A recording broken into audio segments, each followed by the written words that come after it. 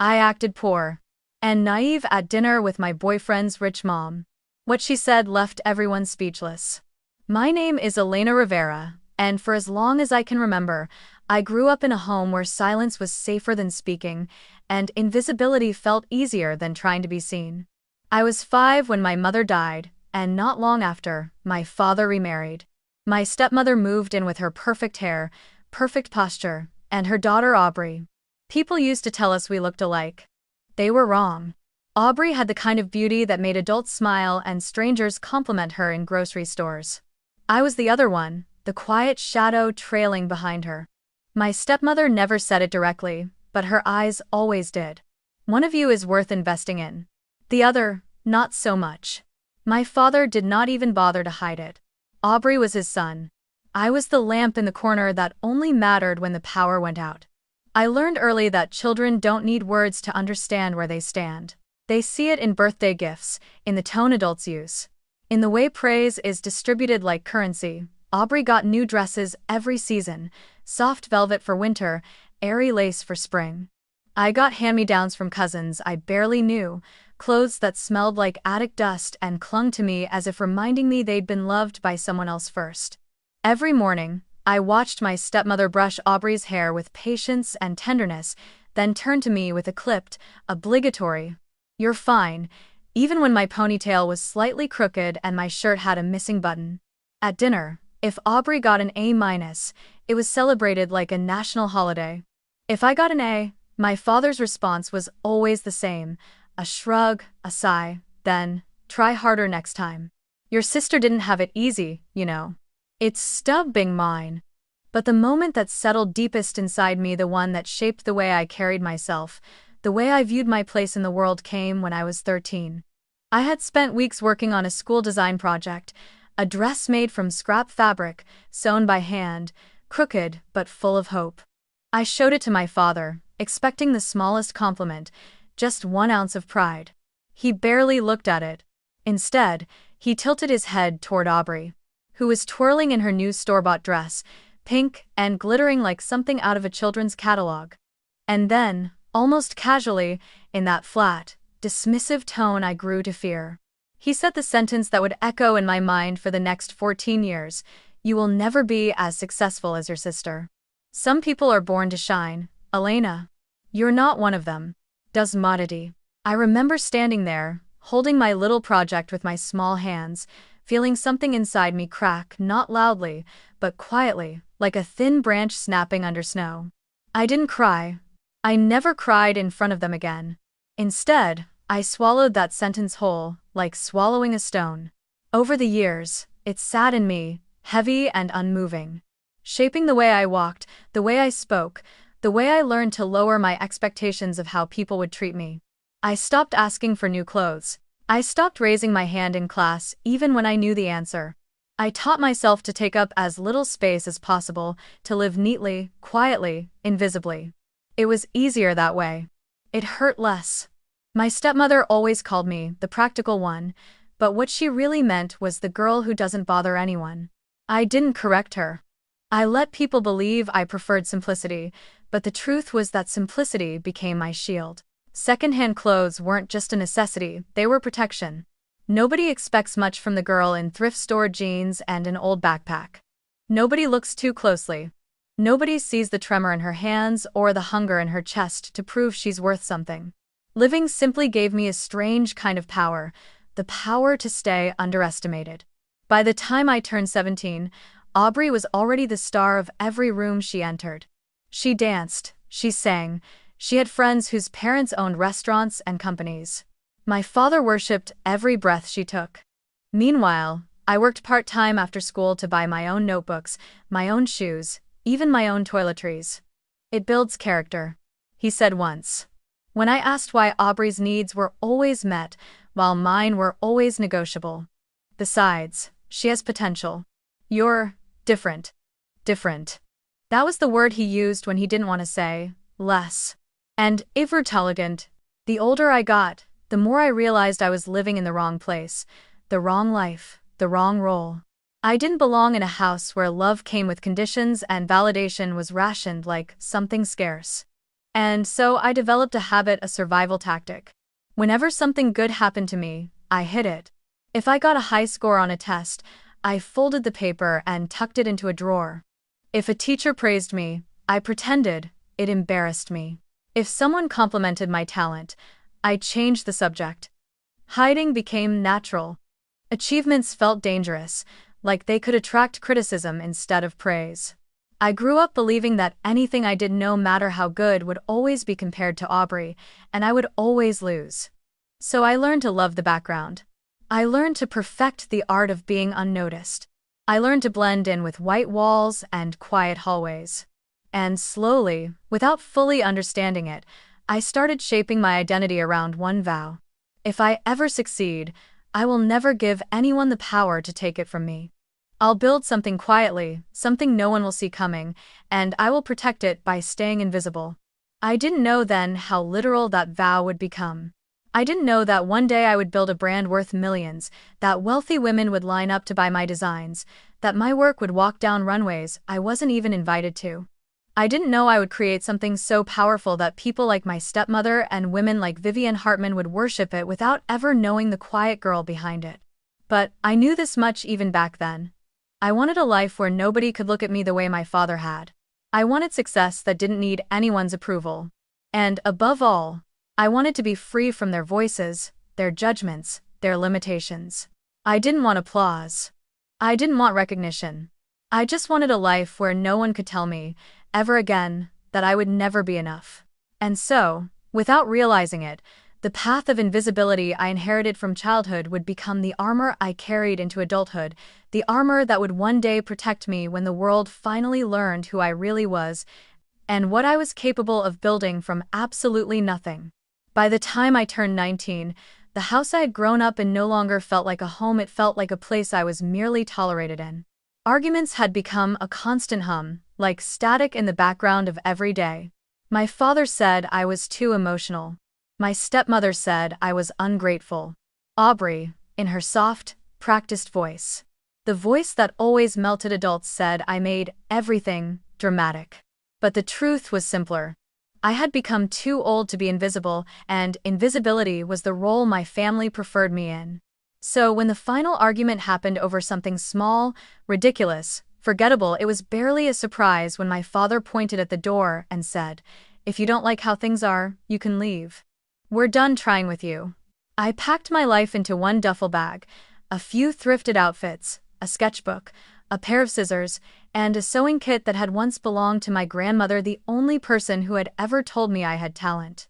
It took me less than 10 minutes to leave the house, but it took me years to shed the heaviness of knowing I hadn't been worth fighting for. I walked out without a plan, without a safety net, without anyone checking to see if I had somewhere to sleep. I remember the night air biting at my cheeks as I stood outside, alone, the reality sinking in. I had no home, no family, no one waiting for me. But for the first time, I also had something I had never truly owned: my life.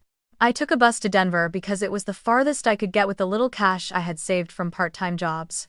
The city felt big and indifferent, full of strangers rushing to places I couldn't imagine belonging to. But anonymity suited me. In a city where no one knew my name, I wasn't the lesser sister. I was just a girl starting over. Within a week, I found a tiny room in a shared apartment, noisy walls, peeling paint, but mine.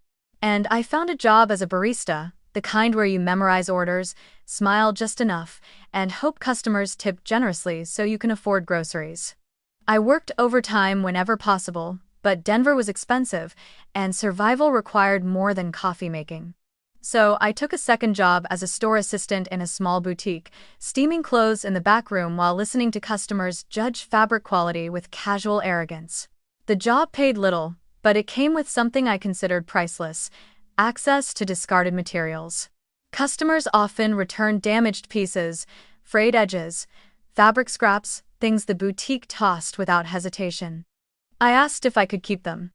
No one cared enough to say no. Those scraps became my treasure. Late at night, after both jobs, I sat on the floor of my apartment, surrounded by fabric in mismatched colors. I cut, stitched, unstitched, redesigned. My fingers blistered, then calloused. I wasn't fast, and I wasn't polished, but I was relentless.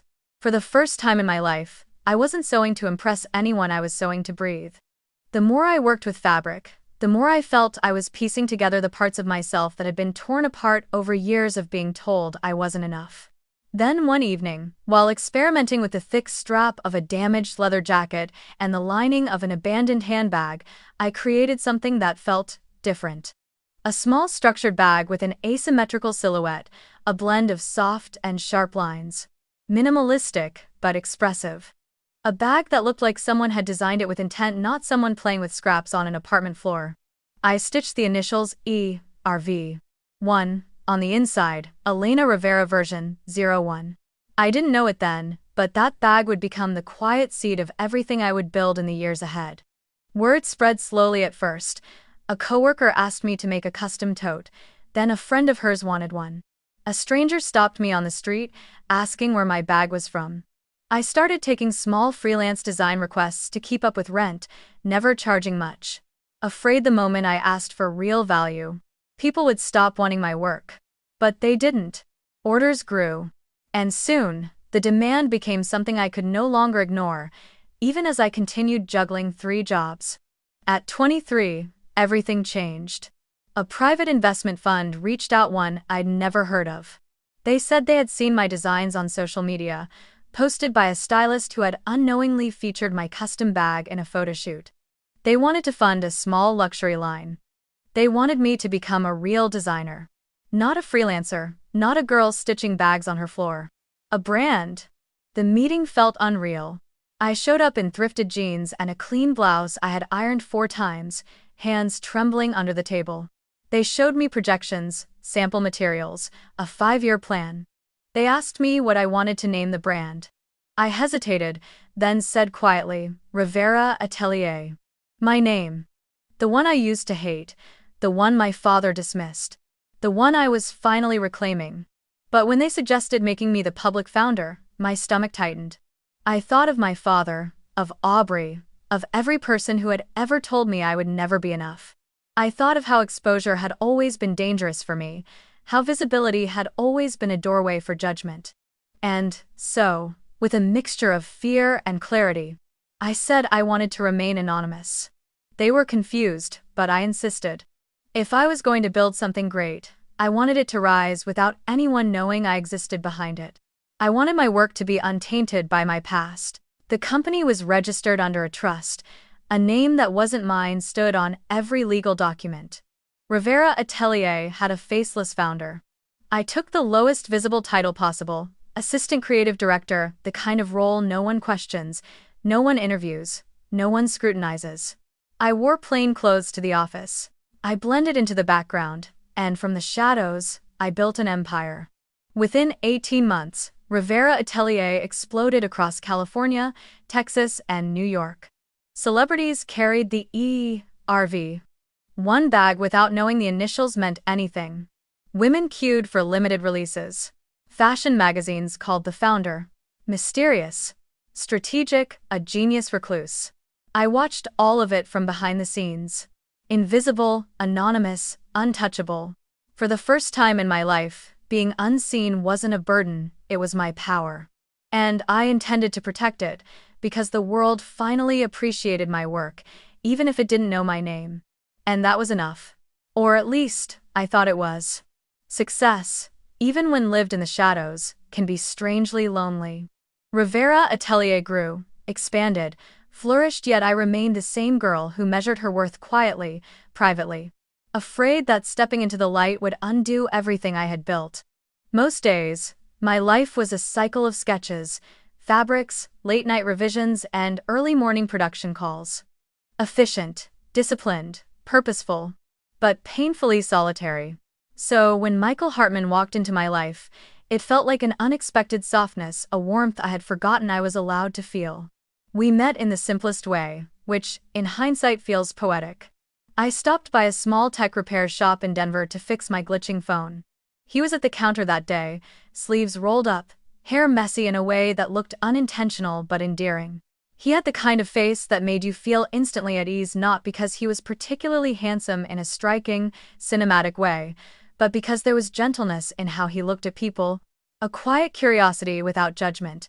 When he asked what had happened to my phone, I admitted I had dropped it while balancing fabric rolls on my shoulder. Instead of laughing or teasing, he smiled softly and said, "That sounds like someone who works really hard." It's Sav. No one had ever said something like that to me, not with sincerity, not with admiration. I felt a warmth bloom in my chest, unfamiliar but welcome. Over the next hour, while he repaired my phone, we talked about small things: coffee, music, Denver weather. He told me he was a software engineer who preferred working with small startups instead of big, flashy corporations. "I like simple things," he said. "And simple people. Not in a boring way, just honest." I remember that word lingering in the air. Honest. It felt like sunlight on parts of me I usually kept hidden. From then on, we saw each other more, first as acquaintances, then as something more tender. He lived in a small apartment with mismatched furniture and plants he forgot to water. He cooked simple meals, worked late, and rode an old bike everywhere. He never boasted, never tried to impress anyone, and that lack of performance drew me in more than any charming gesture could have.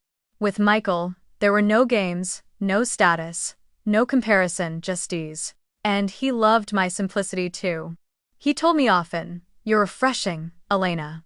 You're not like people who try to prove anything." He believed I was a design assistant at a mid-level fashion company. He believed I lived in a modest apartment because I liked quiet life, not because anonymity was the armor that kept my real identity safe. He never once questioned my thrifted clothing, my understated lifestyle, or why I avoided expensive restaurants. In his eyes, my lack of luxury wasn't a flaw, it was a virtue. For a while, I let myself enjoy that. I let myself enjoy him. But secrets, no matter how carefully, kept always cast a shadow. And mine grew heavier every time he complimented my humble lifestyle. Every time he called me grounded. Every time he said it was comforting to be with someone unaffected by wealth. He meant it as praise. To him, it was part of why he was falling in love. But to me, it was a reminder that my truth was something that could change everything between us. We lasted almost 8 months before the conversation about his family came up. We were sitting in his apartment, eating takeout noodles, when he mentioned his mother for the first time. He laughed at something on his phone and said, "She'd lose her mind if she knew I was eating out of these containers." Our dish came. I smiled. "She sounds particular?" "That's one word for it." He chuckled. "She's obsessed with luxury. Designer bags, designer shoes, designer everything." Then he added, almost proudly, "Her favorite brand? Rivera Atelier. Hands down. She has an entire room just for the bags." My fork nearly slipped from my fingers. Michael didn't notice, he was still scrolling. "She keeps telling everyone that the founder must be some mystery genius. She sends emails to the brand every month begging for early access to new releases." He shook his head, amused. "It's ridiculous." I tried to speak, but my voice felt tight. "Does she judge people based on that kind of thing?" He shrugged, still casual. "She does. A lot. She believes wealth says everything about a person's upbringing, potential, values. But don't worry." He reached across the table and took my hand. "She'll like you. Because you're genuine. And she'll see that." Ari Doming, A8. But he didn't know the truth that his mother worshipped a brand I created, a brand she used as a measuring stick to judge women like me, women who wore thrift store dresses and scuffed shoes. He didn't know that the bags she displayed like trophies were designed in the dark by someone she would look down on without a second thought. He didn't know that his mother's worldview was woven from the same prejudice and entitlement I had spent my life escaping. When Michael squeezed my hand and smiled at me, I felt a pang of fear, a sharp, sudden ache in the chest. Because for the first time since meeting him, I realized something. This love, this soft, hopeful, gentle thing was built on the belief that I was someone else. Someone simpler. Someone poorer. Someone whose worth came from the absence of wealth. Someone safe for him to love. And the truth of who I really was felt like a storm gathering on the horizon, waiting for the moment it would break us open. The invitation came on a Wednesday evening, tucked between casual conversation and the warmth of Michael's hand resting on my knee as we watched a documentary on his couch. We weren't talking about anything serious, just laughing, debating trivial details on the screen when his phone buzzed with a message. He glanced at it, smiled faintly, and then turned to me with a softness that made my stomach twist. "Mom wants to meet you," he said, as if announcing something simple, harmless. But the air shifted instantly, the room felt smaller. My breath felt tighter. Vivian Hartman. The name alone carried weight. The woman who curated her identity with couture labels and designer heels. The woman who judged strangers by the structure of their handbags. The woman whose collection of Rivera Atelier bags could fill a gallery wall, bags she loved, worshipped even, without knowing the quiet girl behind them. I had seen pictures of her before, posted by Michael's sister, a tall woman with perfectly styled hair, pearl earrings, and an expression sharpened by years of looking down on people. She was elegance in a cold, curated form. And now she wanted to meet me. Michael must have sensed my hesitation because he squeezed my hand gently. "Don't overthink it," he said. "She's a little intense, but once she sees how genuine you are, she'll love you. Just be yourself." Be myself. The words sounded simple on his tongue, but to me they felt like walking into a room with two versions of myself, the Elena he believed I was, and the Elena I had worked so hard to keep hidden. The woman who lived modestly, yes, but also the woman who owned the very brand his mother adored. The woman his mother would hate if she thought I didn't belong in her world, but might worship if she knew my name was stitched into every Rivera Atelier creation. Except I didn't want to be worshipped. I didn't want to be despised. I just wanted to be seen as a person, not a status symbol, not a threat, not a mistake. Still, I nodded. "Okay," I whispered. "I'll meet her." The days leading up to the visit felt like an emotional tightrope. Michael was excited in a calm, understated way. He talked about the dinner casually, as if it were just another small milestone in our relationship. And maybe it should have been. But for me, every passing hour sharpened an anxiety I had tried to outrun my whole life, the fear of being judged, dismissed, measured, and found lacking. A fear inherited from every comment my father ever made, every glance my stepmother ever gave me, every comparison to Aubrey that carved itself into my bones. On the morning of the visit, Michael texted me, "Don't stress. Just wear whatever makes you comfortable." That single sentence lingered in my mind. Wear whatever makes you comfortable. Did comfort mean honesty? Did it mean armor?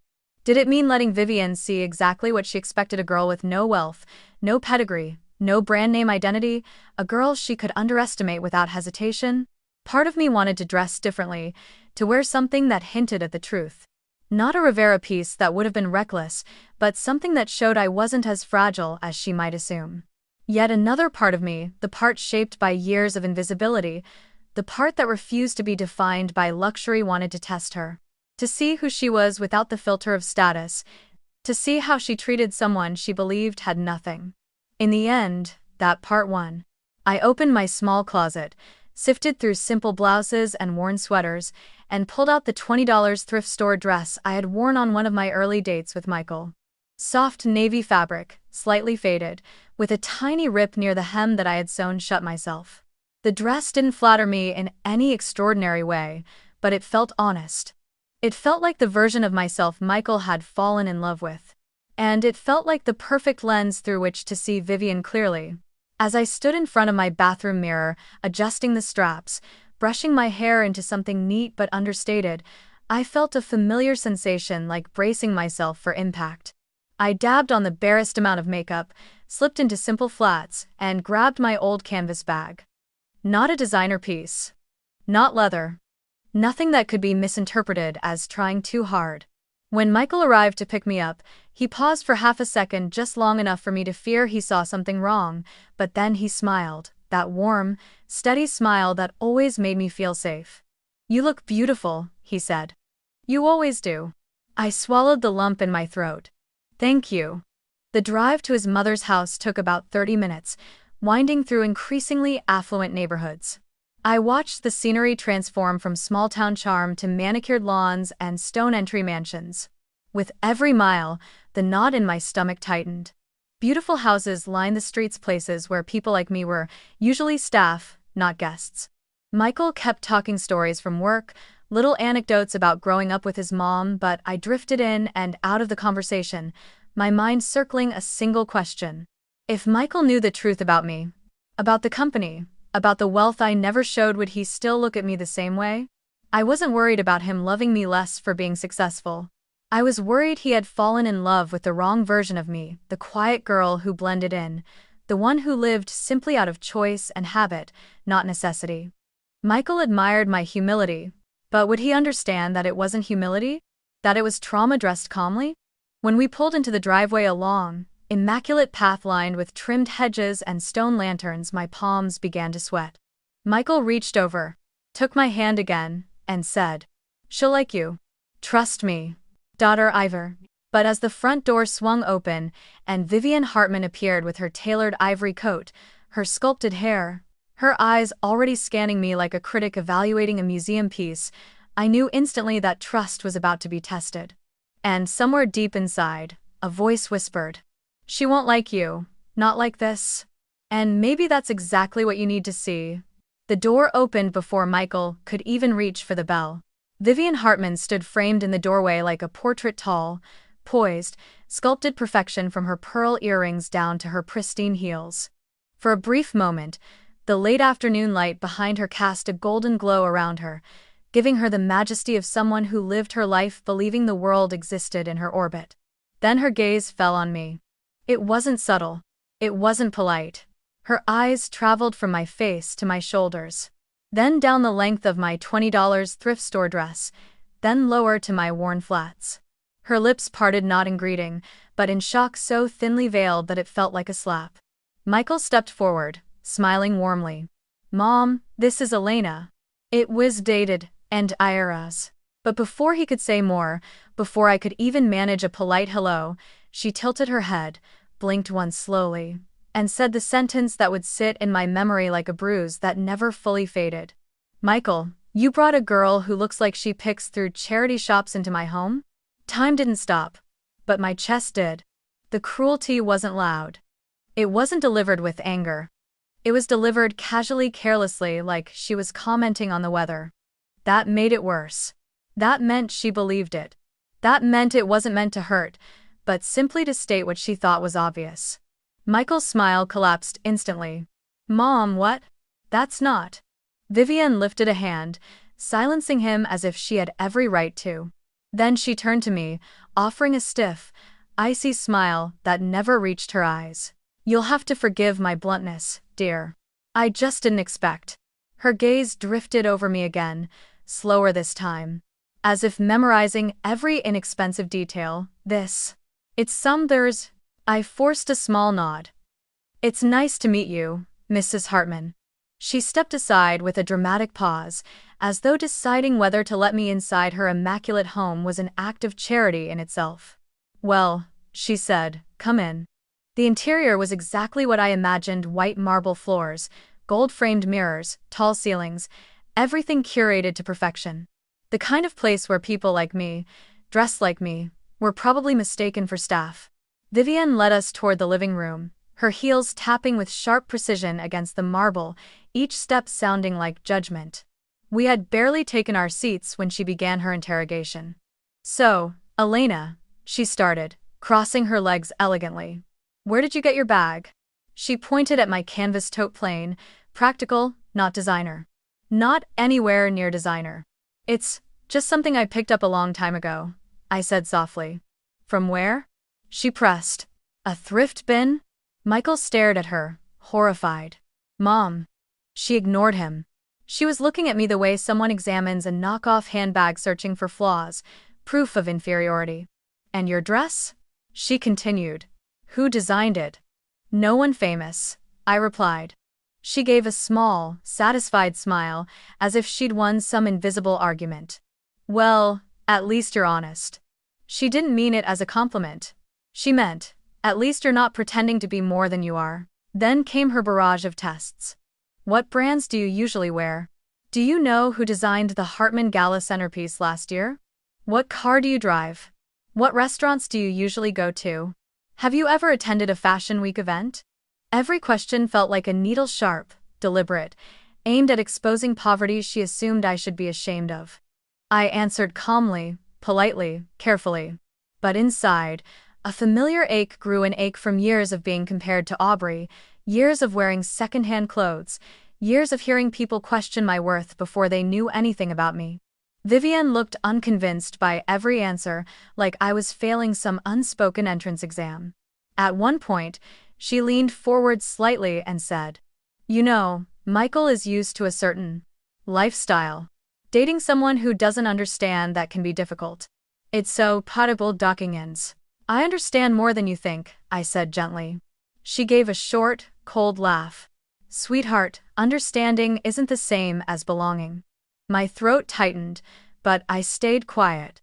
I could feel Michael's hand inching toward mine, attempting to comfort me silently, but even his presence couldn't soften the sting of her words. And then she delivered the final blow. Vivian crossed her arms, narrowed her eyes with a mixture of pity and superiority, and said slowly, clearly, deliberately, "Being poor is a choice. And you've made some very poor choices." The room went silent. My ears rang. My chest felt hollow. Her words weren't just cruel, they were familiar, echoing the same dismissiveness my father once used, the same tone that convinced me, for years, that I was destined to be less than everyone around me. I felt 19 again, standing in front of my father with a duffel bag, hearing him tell me I wasn't worth keeping. Michael stood up abruptly. "Mom, that's enough." But she didn't flinch. "I'm only being honest," she said. "Someone needs to be. You think love is enough to bridge decades of difference? It's naive. This woman can't offer you the life you deserve." I swallowed hard. Every instinct told me to defend myself, to tell her everything she assumed was wrong, that the clothes didn't define me, that I wasn't who she thought. But what would that prove? She hadn't judged me because she thought I was weak. She judged me because she saw me as beneath her. Status wouldn't change her. Wealth wouldn't change her. Even the truth wouldn't change her. So I did the only thing I had learned to do growing up in a house that never made room for me. I stayed quiet. But inside, something devastating happened. Something small and soft inside me cracked open, releasing a pain I thought I had buried long ago. A pain that reminded me exactly why I had built my life in the shadows. A pain that whispered, "You were right to hide. People like her will never see your worth." I sat there quietly, holding myself together with every ounce of strength I had left, knowing that this moment, this cruel, humiliating encounter would become the turning point of everything that followed. Dinner was served in a dining room that looked more like a museum than a place where people actually ate. The long mahogany table gleamed under a chandelier so bright it reflected off every polished surface. Silverware was arranged with military precision. Even the chairs seemed more decorative than functional, the kind meant to impress guests rather than comfort them. Vivian led us inside with the posture of royalty escorting peasants. Her expression hadn't softened since the moment I stepped through her door. If anything, the disdain had settled deeper, like she'd confirmed every stereotype she assumed about me. "Before we eat," she said, gesturing grandly toward the far wall, "I want to show you my pride and joy." "It's show!" I followed her gaze, and for a moment, I forgot how to breathe. Displayed across several glass shelves was a collection of Rivera Atelier bags. My bags. The very pieces I had designed in my tiny apartment, sleepless nights stitching patterns until my fingers throbbed. There was the dust clutch, the one with the asymmetrical metal trim I had reworked 8 times. The Avenue tote, a favorite among stylists in New York. The ERV1, the first prototype. The design that started everything. Except this one was the luxury version, the version that had been mass-produced after the prototype sold out in minutes. There were at least 20 bags. Maybe more. Easily over $200,000 worth of my work. My heart lodged in my throat. Seeing them displayed here in the home of a woman who despised the person I appeared to be felt surreal and bitterly ironic. I wondered if she had any idea how many hours I had poured into each design. How many times I had doubted myself. How many childhood wounds had been stitched into the seams. Vivian's voice cut through my thoughts. Aren't they stunning? She said, beaming with pride, not for the craft, but for the status they brought her. I fought tooth and nail to get some of these releases. The brand is incredibly exclusive. Only a very elite clientele is given priority. Michael looked impressed. Mom, this is a lot more than I thought you had. She laughed softly. Oh, darling, I have connections. And refined taste.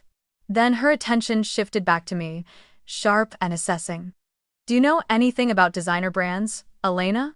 My throat tightened. A little, I said carefully.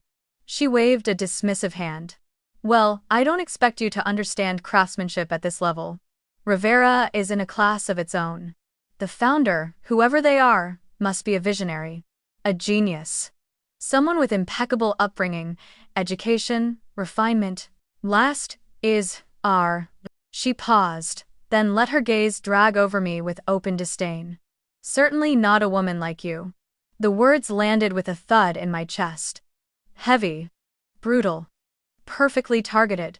Michael's head snapped toward her. Mom, Jesus, what is wrong with you tonight? His shock was genuine, his cheeks flushed with anger. But Vivienne only shrugged, as if stating a simple truth. I'm being realistic. There are levels in society, Michael. Your girlfriend. She looked at me again, her expression tightening. Belongs to a very different one. I forced a faint, steady smile. It's fine. It wasn't. But years of practice made the lie effortless. I had learned to hide pain behind silence, to swallow humiliation before it reached my eyes, to let insults settle quietly without letting them crack my voice. Inside, though, something shifted, something raw and deeply familiar. This was the same feeling I had sitting at my father's dinner table, hearing him praise Aubrey while barely acknowledging me. The same burning humiliation I felt when he told me I would never amount to anything, the same ache of being judged before being known. I thought I had outrun those ghosts. Built a new life. Created something powerful enough to shield me from people like him. People like her. But sitting there, staring at a wall of my own creations she worshipped while dismissing me, I realized something painful. I was still terrified of being seen as less. Still terrified of being measured and found unworthy. Still terrified of being that girl again, the one who didn't belong. Michael reached for my hand under the table. I'm sorry, he whispered, eyes apologizing in a way his mother never would. She's not usually like this. But she was. And we both knew it. Vivienne continued admiring her collection as if no emotional wreckage sat behind her. Do you know what the waitlist for these bags is like? She asked, no one in particular. People practically beg to be added. Some women cry when they're denied. Rivera Atelier is the pinnacle of luxury. It's untouchable. I looked at my bags, and felt something twist painfully in my chest. Untouchable. Elusive. Reserved only for the wealthy, the admired, the privileged. And here she was telling me I didn't belong in the presence of creations she adored. She had no idea how close she was to the truth, and how far she was from understanding me. Michael finally stood up. Mom, enough. You're being cruel. Vivienne blinked, genuinely surprised by his tone. I'm being honest. You may not like it, but honesty is kinder in the long run. Then she looked at me one last time, cold and clinical. A woman like you will only hold him back. Pain rushed up my throat, sharp and suffocating. But I swallowed it down as I had done my whole life. I gave her a quiet, brittle smile, not because she deserved it, but because breaking down in front of her would have felt like giving her exactly what she wanted. Inside, though, a truth settled heavily into my bones. The reason her words hurt wasn't because I believed them, but because some part of me still feared they were true. Some part of me was still that girl standing in my father's living room, hearing that I wasn't enough. Some part of me still lived with the instinct to make myself smaller, quieter, easier to ignore. And that part wounded. Wary. Deeply afraid now stood face to face with the most brutal version of the prejudice I had spent my entire life trying to escape. Dinner went on, but the air in the room had changed. The chandelier still glowed brightly overhead, the silverware still gleamed, the perfectly plated food still sat untouched before us, but the atmosphere had curdled into something brittle and icy. Every sound felt sharp. Every second stretched too long. And every breath I took hurt. Vivienne, however, seemed perfectly at ease. She sipped her wine with practiced elegance, her expression composed, confident, utterly convinced she held the moral high ground. The cruelty she had inflicted in the last hour hadn't softened her mood, it had satisfied her. In her world, she had simply done her duty, protecting her son from someone unworthy. The final blow came casually, almost lazily, as if she were discussing the weather. She set her wineglass down, folded her napkin neatly, then turned to Michael and said, "You need to end this relationship." Michael's fork clattered loudly against his plate. "Excuse me?" Vivienne didn't blink. "I'm not asking, darling. I'm telling you. This girl," her chin tilted toward me with surgical disdain, "will not fit into our lives. Into your life. Into this family. You deserve someone who understands your world. Someone with class. Someone who won't embarrass you." Something inside my chest twisted painfully. My fingers, which had been trembling under the table, curled into a fist.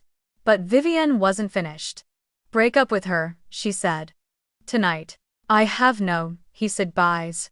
Michael stood up so abruptly that his chair scraped harshly against the floor. "Mom. That's not happening." "What the hell are you talking about?" "I'm talking about your future," she replied calmly. "And about the mistake you're making. I will not watch you waste your life with a woman who has nothing to offer you." I felt the air leave my lungs, not because her words were true, but because I had once been a girl who believed them, a girl who was told she wasn't enough. A girl who had been pushed out of her own home for being the least valued person in it. And now, here I was again, hearing the same old verdict in a different voice. Michael moved closer to me, placing a protective hand on my shoulder. "Elena is the best thing that's happened to me. She's kind, smart, hardworking." "She's poor," Vivienne snapped. "She has no refinement, no background, no stability. She will drag you down. And if you stay with her, you will resent her for it later." Down our faces. There it was. The verdict. Delivered like destiny. I felt a pressure build inside me, slow at first, then rising, sharp and unstoppable. Not anger, not fear. Something deeper. A realization, a clarity I hadn't had before. All my life, I had swallowed cruel words, quieted my voice to survive, shrunk myself to avoid conflict. But something in me had changed the moment I saw my own creations displayed proudly in the home of someone who despised me. Something inside me had finally had enough. I stood up. Michael looked startled. Vivienne looked mildly amused, as if she expected I might cry or flee. Instead, I looked her directly in the eyes, steady, unblinking, and said, "You don't have to accept me. And I don't need your acceptance." The room fell silent. Utterly, shockingly silent. Vivienne stared at me, her expression flickering for the first time, not with respect, but with confusion, like she couldn't comprehend that someone like me had dared to speak back. Michael whispered, "Elena." But I kept my gaze locked on his mother. My voice was calm, but I could feel the years behind it, the years of being underestimated, dismissed, unworthy in the eyes of people who believed they had the right to judge me. "You don't know anything about me," I said softly. "You haven't asked. You haven't listened. You looked at my clothes, my shoes, my bag, and decided everything about who I am and what I'm worth. That says more about you than it does about me." Arded way. Vivienne's jaw tightened, but she didn't speak. Michael reached for my hand. "Elena, wait. Let's just get through tonight." "No." I shook my head gently. "I can't stay here." His eyes softened with worry. "Please. We can talk about this. She'll calm down." I gave a sad smile. "Michael. She doesn't have to calm down. This is who she is. And I can't shrink myself anymore, just to make other people comfortable." I wrecked. A silence fell between us, a silence heavy with fear, love, regret, and something neither of us could define yet. I stepped back from him, and the gesture alone felt like something inside me tearing. Then I turned toward the front door. The house was so quiet you could hear the faint hum of the thermostat. My footsteps echoed softly down the marble hallway. When I reached the entryway, I grabbed my old canvas bag and opened the door. A rush of cold air hit my face. Snow was falling light, quiet flakes drifting down like memories. And in that moment, I was 19 again, standing on the porch of my father's house with a duffel bag and the knowledge that no one wanted me. Except this time was different. This time, I wasn't being pushed out. I was choosing to leave. Choosing myself. Michael hurried after me. "Elena, please wait. Don't walk out like this." I turned to him. His eyes were pleading, panicked, desperate to fix something he didn't break. I wanted to reach for him. I wanted him to reach for me harder. But he could not in the way I needed. Not against his mother. Not against a lifetime of her expectations. "This isn't about you," I whispered. "And I'm not angry. I just can't let myself stay in places that hurt me anymore." He opened his mouth to argue, but no words came out. I stepped outside. The snow caught in my hair, on my eyelashes, melting against my skin like tiny drops of cold truth. Behind me, Vivian stood at the end of the hallway, arms crossed, expression unreadable. She said nothing. She didn't have to. As the door closed behind me, I felt the weight of her house, her world fall away, and for the first time in a very long time, I didn't feel small. I felt free. I barely slept that night. Not because I regretted leaving Michael's house, but because the weight of everything, the humiliation, the childhood echoes, the tension of choosing myself pulled at every corner of my mind. Yet beneath the exhaustion was a strange, steady calm. A sense of inevitability. Tomorrow was a day I had been preparing for silently, unknowingly, for years. Rivera Atelier was hosting its annual VIP Winter Showcase in Aspen, a private, high-profile event attended by elite clients, investors, celebrities, and industry giants.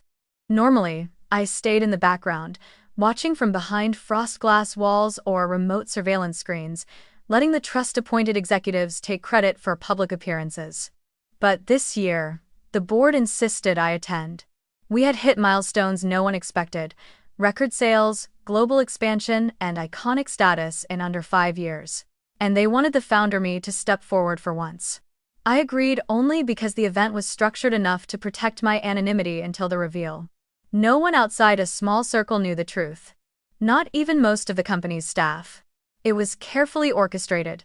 Still, that morning in Aspen, as I stepped into a tailored black gown, a Rivera Atelier piece I had designed months ago, but never worn, I felt the weight of the moment, not anxiety, not fear, but a strange, powerful alignment, as if the universe had finally arranged everything into one inevitable confrontation. The event hall was breathtaking. Crystal chandeliers hung from wooden beams, massive windows framed snow-covered pines, and guests floated through the room in couture pieces that cost more than my first year of rent in Denver. They mingled with champagne flutes in hand, conversations mixing languages, accents, and worlds. As I arrived, quietly slipping into a back entrance with the help of security, the head of public relations clasped my hands in excitement. "Tonight is your night, Elena. This industry is about to meet the woman behind everything." I just nodded, my heart steady. If last night had taught me anything, it was that stepping into my own identity didn't need to be terrifying. It needed to be mine. The ceremony began as the sun dipped behind the mountains. Guests took their seats. A soft orchestral score filled the room. The host stepped on stage to thunderous applause and began announcing awards. I stayed in the shadows backstage, listening quietly. Then I heard her voice. Vivienne. She was in the front row, laughing, chatting, bragging. I peeked through the velvet curtain, and there she was, dressed in a jeweled white gown, hair perfectly curled, surrounded by her equally polished friends. On her lap sat a Rivera bag, a limited edition piece only a handful of clients owned. She stroked it like a prized possession. Of course she would be here. Vivienne attended every Rivera VIP event religiously. It was her sanctuary, her place of worship. But seeing her now, so confident, so sure of her place in this world, while still believing I was beneath her, beneath all of this, was something I wasn't prepared for.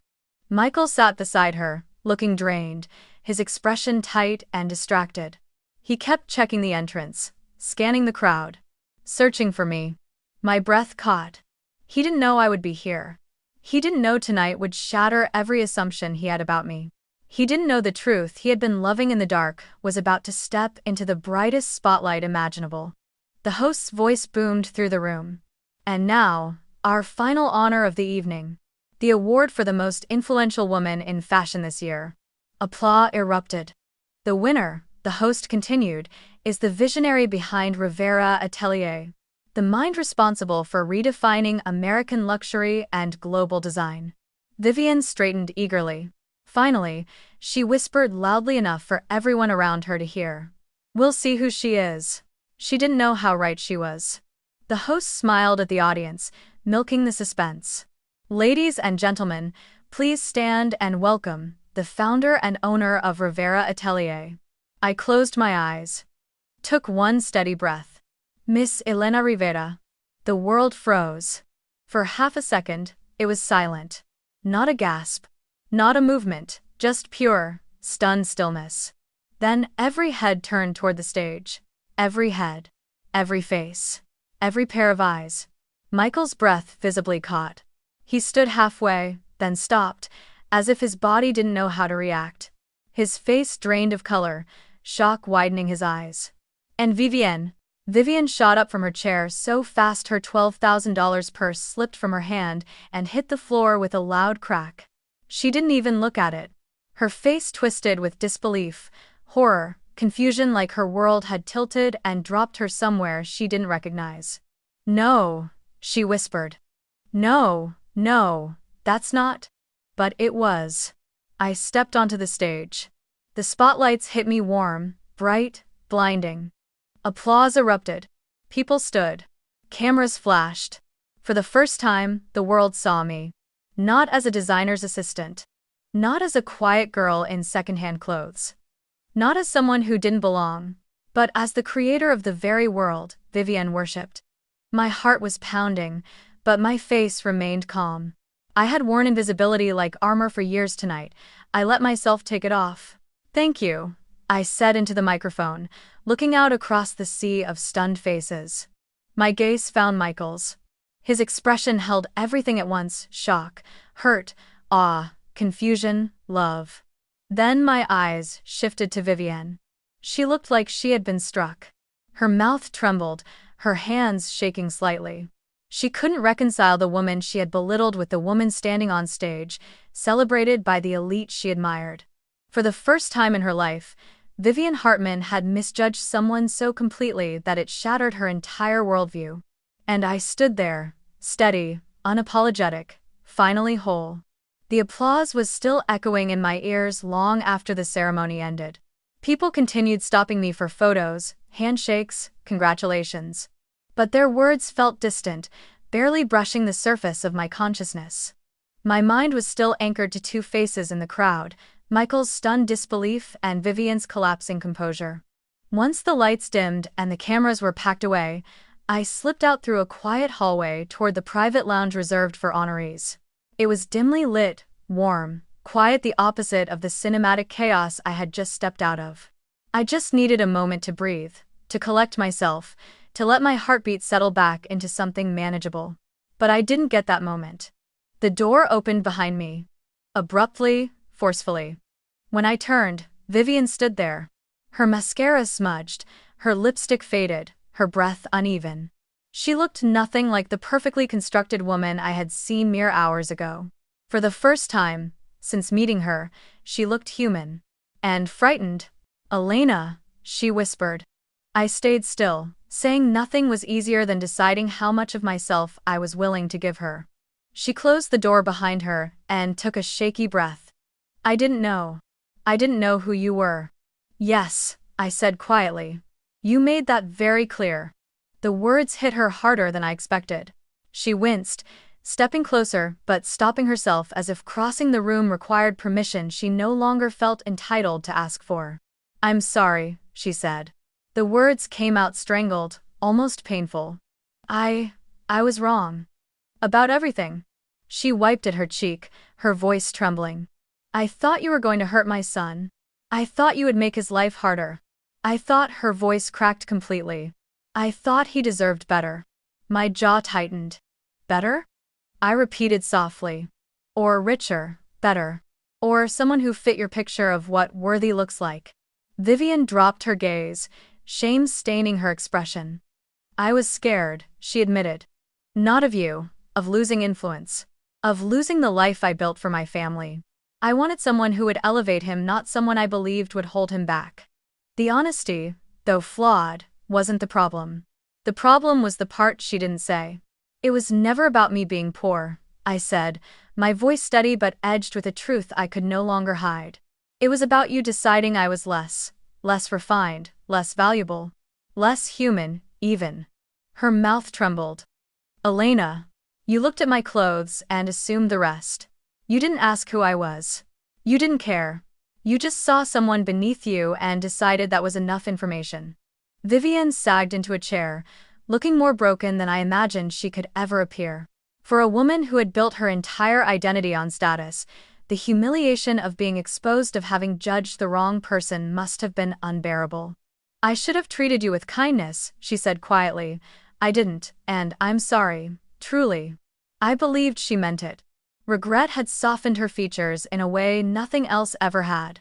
But sincerity didn't erase harm. It didn't change the fact that she would have continued treating me like dirt if she hadn't found out the truth. The truth didn't humble her. Being wrong did. I appreciate the apology, I said. But the wound is still there. You judged me before you knew anything about me. She nodded slowly, accepting the consequences. I understand if you'll never forgive me. I didn't answer. Forgiveness wasn't something I could consider tonight. Before either of us could speak again, the door opened a second time. Michael. He froze when he saw the two of us, breath catching as if he'd run across the entire lodge. His eyes went straight to mine, relief, pain, confusion, all tangled together. Elena, he said softly, stepping toward me. I've been looking everywhere for you. My heart trembled. I hadn't prepared myself for this part. Facing Vivian was one thing, clean, necessary, unavoidable. Facing Michael, our hurt. He moved closer, stopping just a foot away.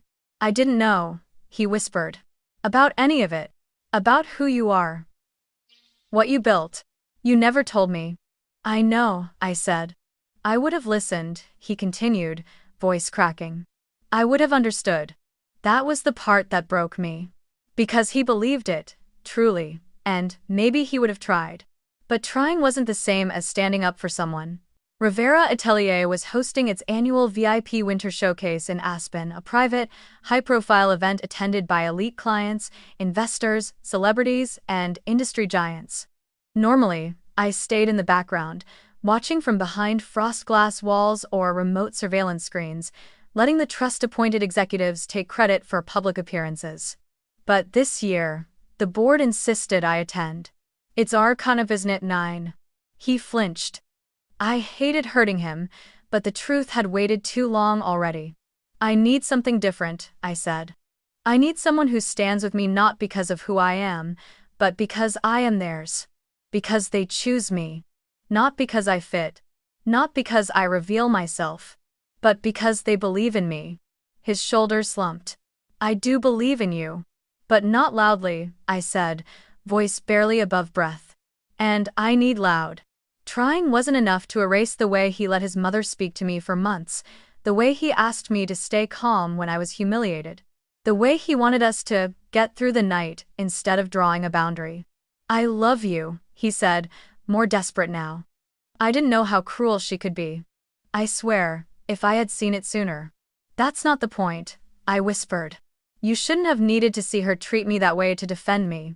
You should have stood by me because you loved me. It still takes, or dumbly tender. We stood there, two people who loved each other, separated by invisible wounds we couldn't heal for each other. He took a step closer. Please don't go. We can fix this. I shook my head slowly. Michael, I've spent my whole life trying to earn people's approval. My father's. My stepmother's. Yours, your mother's. Tonight I realized something. I don't need to earn anything. Not anymore. His eyes filled with tears. So that's it? I swallowed hard. I'm choosing myself this time. Leaving Aspen that night felt like stepping out of an old skin. Not a triumphant escape, not a dramatic rebirth, just a quiet shedding of something that had weighed on me for far too long. The drive back to Boulder wound through dark mountain roads, snowfall softening every curve, every shadow. For the first time in years, I wasn't thinking about survival or expectations or the versions of myself I had built to fit inside the world of other people. It still takes, or dumbly tender. We stood there, two people who loved each other, separated by invisible wounds we couldn't heal for each other. He took a step closer. Please don't go. We can fix this. I shook my head slowly. Michael, I've spent my whole life trying to earn people's approval. My father's. My stepmother's. Yours, your mother's. Tonight I realized something. I don't need to earn anything. Not anymore. His eyes filled with tears. So that's it? I swallowed hard. I'm choosing myself this time. For a woman who had built her entire identity on status, the humiliation of being exposed of having judged the wrong person must have been unbearable. I should have treated you with kindness, she said quietly. I didn't, and I'm sorry, truly. I believed she meant it. Regret had softened her features in a way nothing else ever had. But sincerity didn't erase harm. It didn't change the fact that she would have continued treating me like dirt if she hadn't found out the truth. Not about pain, either. Just about being alive. Being here. Being me. In the early spring, I planted lavender around the edges of the cabin. Rows and rows of it. I knelt in the soil, letting the earth crumble between my fingers, breathing in its damp scent. Lavender had always meant calm to me, gentleness, healing, soft strength. Watching the small plants take root felt like watching pieces of myself begin to settle after years of turbulence. But healing didn't come from silence alone. There were wounds I had carried since childhood, wounds that hadn't healed just because I had become successful, wealthy, accomplished. Those wounds whispered to me in the quiet moments. The voice of my father telling me I'd never be enough, the silence of my stepmother letting that cruelty shape me. The shadow of Aubrey's effortless perfection swallowing any space I tried to claim. And the humiliation at Vivian's dinner table, triggering every old bruise I thought I had outgrown. So I found a therapist in Boulder, a woman in her 50s with gentle eyes and the calm presence of someone who had seen thousands of stories and still believed each one mattered. In our first session, I told her that my success confused me. That I didn't know how to hold it without feeling like I was betraying some old version of myself. That I still felt small around people who reminded me of my father. That someone's disapproval could still cave something in my chest. She didn't tell me I was wrong. She didn't tell me I should be grateful, or strong, or past it. She just nodded and said, "Pain that starts in childhood rarely disappears on its own. It waits for us to be ready." I cried for the first time in years. Week by week, I learned to unravel the tangled grief I had pushed down for so long. I learned that trauma doesn't always shout, it whispers. It whispers that you have to work harder than everyone else. It whispers that being invisible is safer. It whispers that love must be earned through perfection or silence. And I learned, slowly, painfully, that those whispers weren't truth. They were scars. One afternoon, months into therapy, I found myself sitting across from my therapist, staring at the floor when a quiet understanding settled over me, simple, grounding, undeniable. I didn't have to prove anything to anyone. Not anymore. Not ever again. The moment was small, but it was the hinge everything turned on. For the first time, the worth I carried didn't come from the company I built, the recognition I received, or the love I lost. It came from the steady, quiet knowledge that I was enough just by being here. As I healed, Rivera Atelier evolved with me. The board had long admired my community vision, and with the company's expanding influence, we finally launched something I had been dreaming of since the early days: a mentorship and support center for young women who felt unseen, ignored, or underestimated by their families. Girls who had been told they weren't enough. Girls who had been pushed aside for a sibling. Girls who believed their dreams were too big for the lives they were born into. I want to share something with you, not a name, not a detail, not a person. I won't give power to the ones who hurt me by putting them at the center of my story. A gentle murmur swept the room. But I will say this, the people who underestimate you will always be loud. Until they're not. Soft laughter bubbled through the audience, painful, knowing, healing. I used to believe my worth was decided by how others saw me. Whether they praised me or dismissed me, accepted me or rejected me. The public founder of Rivera Atelier, that polished persona the world now recognized, existed only on rare occasions. In the center, I was not the founder. I wasn't a CEO. I wasn't a face on a magazine cover. I was just Elena, the woman who made tea for visiting students, who offered gentle advice from the corner of the room, who helped a shy girl thread her first needle, who listened when someone whispered. My dad said I'll never be anything. I knew that pain. I knew that voice. And now I could help someone else quiet it. The cabin in Boulder became my sanctuary, the mentorship center became my purpose, and the quiet within me after years of noise finally became a home of its own. Healing wasn't sudden. It wasn't dramatic, it was slow, patient, and tender. But day by day, I felt myself returning stronger, softer, complete. And for the first time in my life, I wasn't living in response to someone else's judgment. I was living for myself. 1 year passed quietly, almost softly, as if life itself knew I needed gentleness after years of noise. The lavender I planted around the cabin had grown into full, fragrant bushes. Every morning, they swayed in the breeze like small purple waves, and every night they perfumed the cool Colorado air. My days were no longer split by urgency or fear, but shaped by intention. Therapy sessions. Design meetings conducted from a place of confidence rather than survival. Afternoons spent mentoring girls who reminded me of younger versions of myself. By the time winter rolled around again, I felt like I had become someone new, not because I reinvented my life, but because I finally stepped into the one I should have always had. Then came the invitation. Women of Colorado Annual Summit, honoring leaders, innovators, and changemakers. At first, I hesitated. I wasn't sure if I wanted another spotlight, another stage, another moment where the world pressed close enough to see through me. But this event wasn't about luxury or prestige. It wasn't about fashion or wealth. It was about resilience. About women who had built something powerful not because they were born into privilege, but because they had carved their paths from the sharp edges of adversity. So I said yes. The summit was held at a modern glass venue overlooking a frozen lake in Denver. Snow blanketed the surrounding pines, and warm golden lights shimmered through the windows, giving the entire building a gentle, radiant glow. Inside, women of all ages mingled: entrepreneurs, activists, artists, executives, survivors. This room wasn't about ego, it was about community. As I arrived, people greeted me warmly. Some recognized me from the Aspen reveal, but most knew me because of the mentorship center Rivera Atelier launched that year. They thanked me, hugged me, told me what the programs had done for their daughters, their students, their communities. For the first time, admiration didn't make me shrink.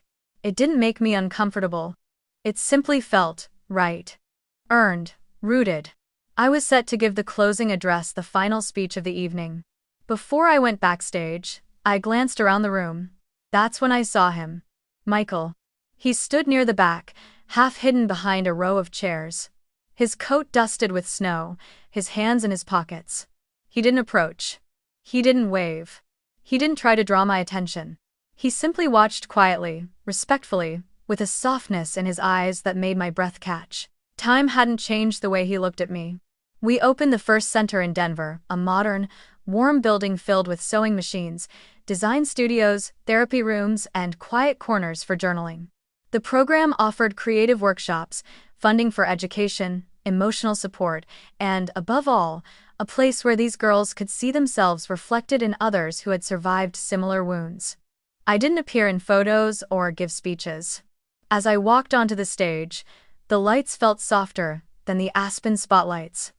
Not blinding, not demanding, just present, guiding. I took my place at the podium, looking out at hundreds of women whose faces blended into a tapestry of hope and strength. I didn't prepare a script. I didn't need one. I placed my hands lightly on the podium, breathed in the lavender scent still clinging faintly to my clothes, and began.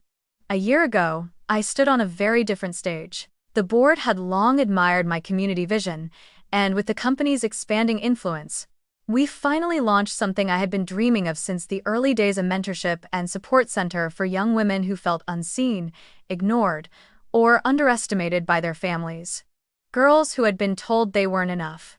Girls who had been pushed aside for a sibling. Girls who believed their dreams were too big for the lives they were born into. Success built on secrecy is lonely. And worth built on someone else's approval isn't worth it all. I paused, letting the truth settle. It took me years to realize that my value was never supposed to come from those who looked down on me, or from those who couldn't see past my clothes or my silence. My value was always mine to define. Somewhere in the back, I saw Michael close his eyes, maybe in regret, maybe in understanding. I want to share something with you, not a name, not a detail, not a person. I won't give power to the ones who hurt me by putting them at the center of my story. A gentle murmur swept the room. But I will say this: the people who underestimate you will always be loud. Until they're not. Soft laughter bubbled through the audience, painful, knowing, healing. I used to believe my worth was decided by how others saw me. Whether they praised me or dismissed me, accepted me or rejected me. Thanks for watching. My voice softened as I reached the part that had lived inside me for years. Asterisk, asterisk. But now I know. A woman's true value isn't shaped by who looks down on her, but by how she learns to look at herself. Silence. Pure, absolute silence. Then a rising wave of applause, deeper and more emotional than anything I had heard before. I stepped back from the podium, feeling something I had never fully felt: not pride, not closure, but peace. Real, quiet peace. Not about pain, either. Just about being alive. Being here. Being me.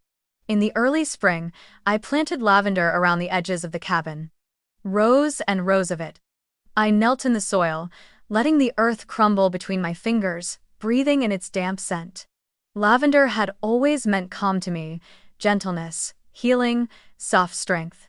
Watching the small plants take root felt like watching pieces of myself begin to settle after years of turbulence. But healing didn't come from silence alone. I wasn't the girl in the $20 thrift store dress, shaking as she stepped into the cold. I wasn't the young woman searching for validation. I wasn't someone living in the shadows of other people's opinions. I was Elena Rivera. A woman who survived. A woman who built herself. A woman who learned that freedom comes from choosing yourself, even when it costs everything. I glanced once more through the window. Success built on secrecy is lonely. And worth built on someone else's approval isn't worth it all. I paused, letting the truth settle. It took me years to realize that my value was never supposed to come from those who looked down on me, or from those who couldn't see past my clothes or my silence. My value was always mine to define. Somewhere in the back, I saw Michael close his eyes, maybe in regret, maybe in understanding. And for the first time in my life, I wasn't cold. I wasn't afraid. I was free.